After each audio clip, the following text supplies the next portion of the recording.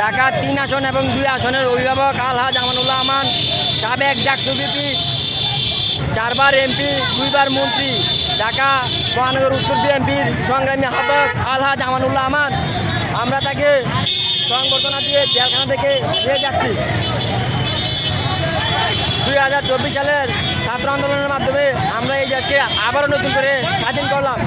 অবৈধ সরকার শেখ হাসিনা, খুনি হাসিনার হাত থেকে এই দেশকে আমাদের সকলের অবদানের মাধ্যমে এই দেশকে আবারও নতুন করে স্বাধীন করা হয়েছে এবং সকলের মাঝে সারা বাংলাদেশে সকলের মুখে এই আনন্দ উল্লাস ফুটে উঠেছে, যেটা আমরা সকলের হাসিমুখী সবার মুখে দেখতে পাই। হাজার হাজার মানুষ, হাজার হাজার মানুষ, মানুষের দল, রাস্তায় মানুষের দল।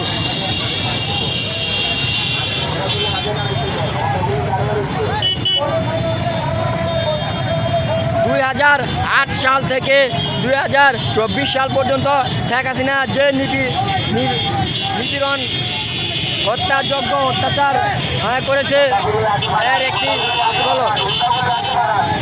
উদাহরণ হচ্ছে মানুষের এই আনন্দ উল্লাস।